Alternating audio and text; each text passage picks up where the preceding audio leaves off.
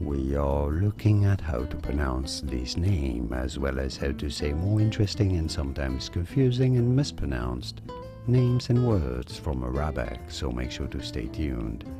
How do you say it? In English, it is normally pronounced as Sharia, with an emphasis on that second re syllable. Some may pronounce it also, which is perfectly fine and probably a bit closer to the Arabic pronunciation, as Sharia, Sharia, Sharia, or Sharia, but always this emphasis on that second syllable, Sharia or Sharia. And now you know. Here are more videos on how to pronounce more words and names whose pronunciations aren't always obvious. I'll see you there to learn more. If you don't know how to pronounce those, well, you will after watching this. Thanks for watching.